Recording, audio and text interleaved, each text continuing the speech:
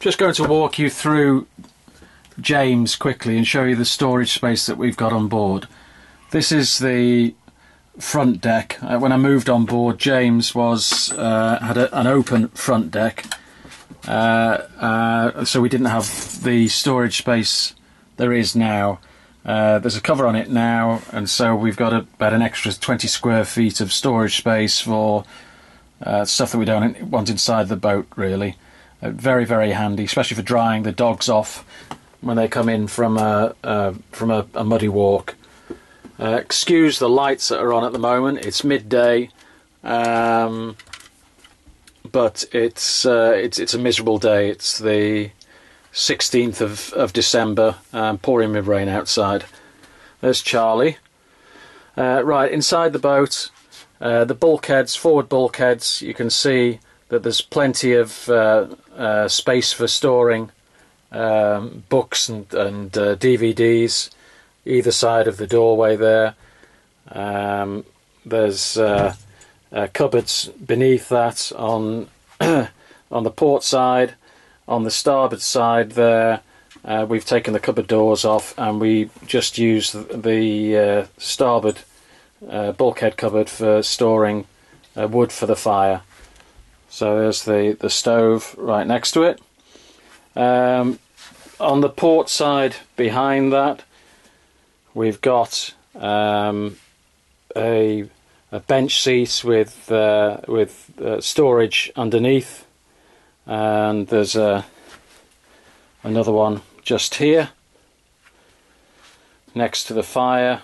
There's a coal box there. It takes about 3/4 of a bag of coal. It's very handy.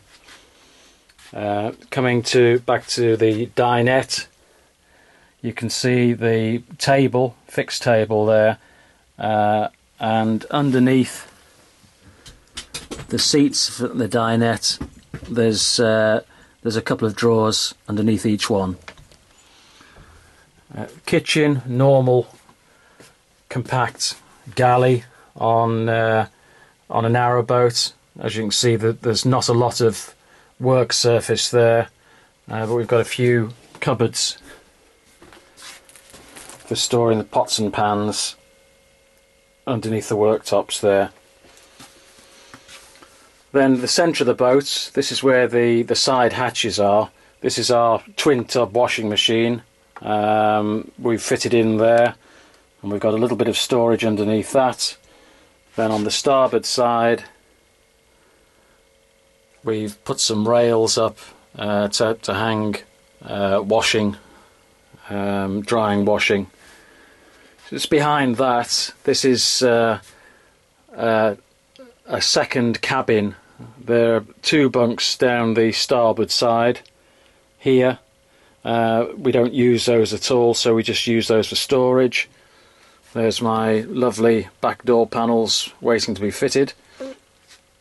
On the port side, this chest of drawers just down here, and then this is another bunk, but I use it as my office. We don't ever make that up as a bunk.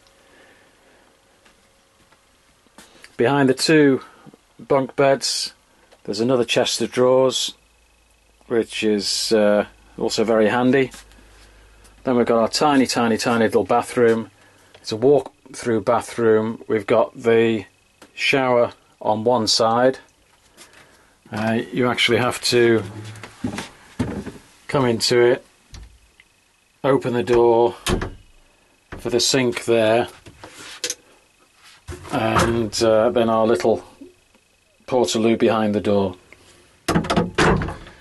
Behind that, we've got our bedroom, and in the bedroom we have a wardrobe, and then beneath the bed there are actually 6 more drawers. The engine room is through there. It's very dark, no light at the moment, so you can't see the storage in there. It's a trad stern narrowboat, so the engine is covered, and the engine room itself gives more storage along the walls. So on James, it's a very, very good liverboard boat. I think there's 46 or 47 cupboards, drawers or wardrobes, at far, far, far more than you will see on on any narrowboat for sale usually. If a narrowboat looks particularly spacious when you walk through it, there's a very good reason for that, and that's because there isn't much storage built into it. So bear that in mind when you're considering moving out of a house, moving onto a boat, where you're going to actually put everything.